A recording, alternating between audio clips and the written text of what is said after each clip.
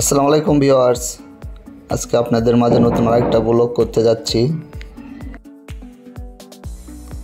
প্রথমে আমি আমার হেলমেট মোবাইল ক্যামেরাটা অ্যাডজাস্ট করে নিচ্ছি। তো আমি দেখতেছি আগে আমার ভিডিওর অ্যাঙ্গেলটা ঠিক আছে কিনা, তারপরে রওনা করে দিলাম।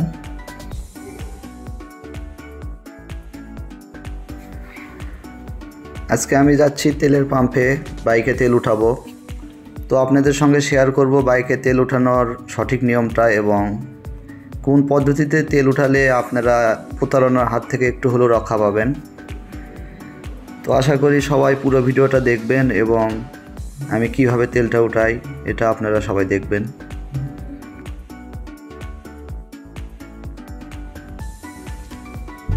তো ভিউয়ার্স এবং মোটো ব্লগিং ভাইদের উদ্দেশ্যে আমি বলতে চাই, আমরা যারা মোটো ব্লগিং করি, বাইক রাইড করি, তেলের যে দাম, হাই সিসি বাইকগুলো তো আরও কিলোতে 25, 30, 35 সর্বোচ্চ।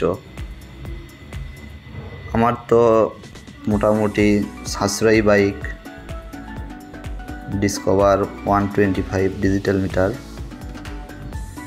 এই বাইকটা অনেক তেলে সাশ্রয়ী, প্রায় 60-65 মাইলেজ পাই আমি। তবুও দেখা গেছে যে তেলের পিছনে অনেক টাকাই ব্যয় হয়ে যায়। শহরের মধ্যে বিভিন্ন কাজে যাওয়া,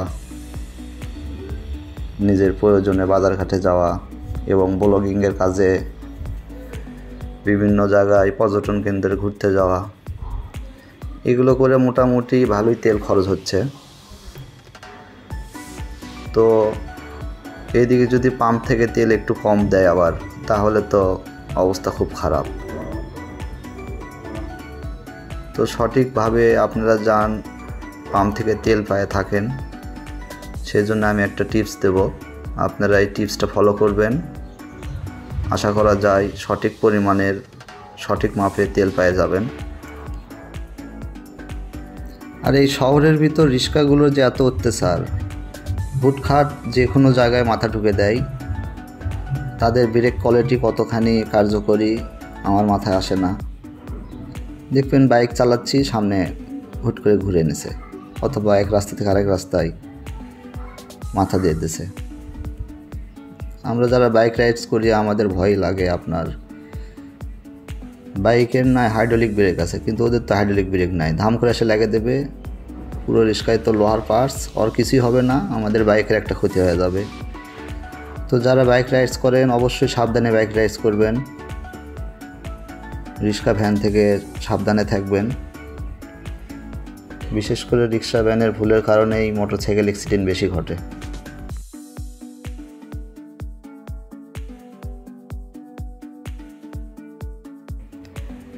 সামনে আবার কী যে সমস্যা হলো, যানজটে পড়ে গেলাম। এটা বেলকুচি রেলগেট এলাকা, এখানে 4 রাস্তার সংযোগ, যার কারণে অনেক সময় বড় বড় গাড়ি ক্রস করে, একটু যানজট হয় এখানে। তবুও তুলনামূলক সিরাজগঞ্জের যানজটটা অনেকটাই কম। এখানে ট্রাফিক পুলিশগুলো অনেক সচেতন, তারা অল টাইম পরিশ্রম করে, সবসময় যানজট নিরসন রাখার চেষ্টা করে।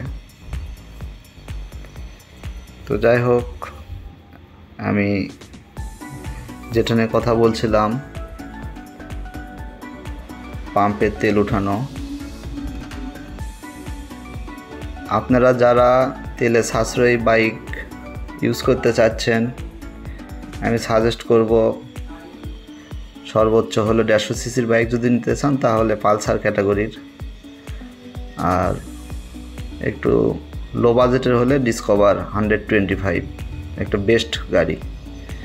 কী জন্য এটা অনেক একটা ভালো গাড়ি, আপনার পরিবার সহ হালকা ব্যাগ এবং মোটামুটি ভালো কিছুই গাড়িতে ধরে এবং স্বাচ্ছন্দ্য বোধ ফিল করে আপনার বাইক রাইডস করা যায়। আর গাড়ির টপ পাওয়ার স্পিড বলা চলে খুব ভালো, কারেন্ট পিক আপ গাড়ি এটা। মোটামুটি গরিবের রেসলিং গাড়ি বলা চলে। গাড়িটা কিন্তু রেডি পিক আপ, অনেক ফাস্ট গতি ওঠে এবং তেলেও অনেক সাশ্রয়ী। আপনার 8-9 লিটার তেল যদি ট্যাঙ্কি লোড করেন, আপনি মোটামুটি কবে তেল উঠাইছেন এটা ভুলেই যাবেন, আপনি অনেক দিনই যায়।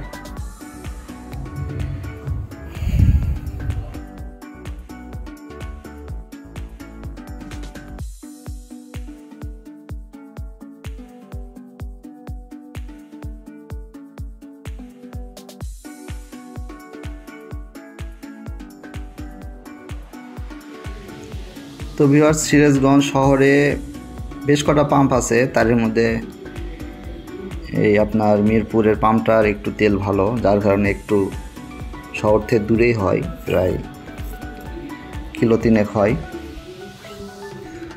তো পাম্পে যেতে একটু সময় লাগতেছে, যেহেতু শহর থেকে একটু দূরে, কড্ডা রোডের পাশে এটা। তো আমি পাম্পের কাছে চলে আসছি, সবাই দেখতে থাকেন আমি কিভাবে তেলটা অর্ডার করি।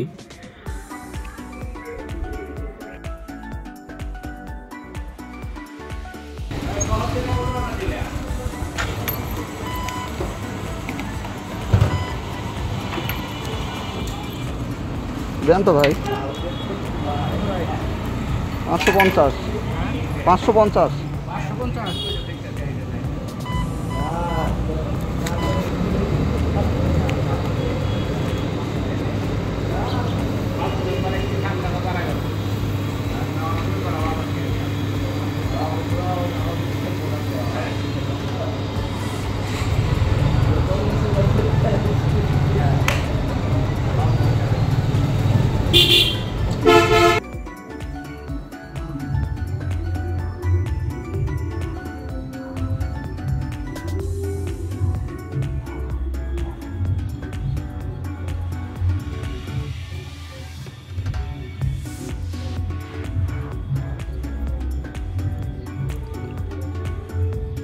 টাকাটা নেন।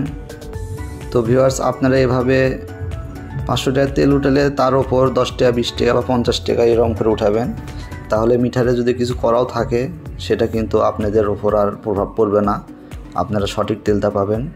অনেক সময় মিটারে কাটে রাখে, এরা অ্যাডজাস্ট করে রাখে, যার কারণে অনেক সময় তেল কম আসে। আর এভাবে 500 টাকার ওপর 10-20 টাকা খুচরো নেবেন, তাহলে আর প্রতারণার শিকার হবেন না। তো ভিডিওটা কেমন লাগলো সবাই জানাবেন। সবাইকে ধন্যবাদ। আল্লাহ হাফেজ।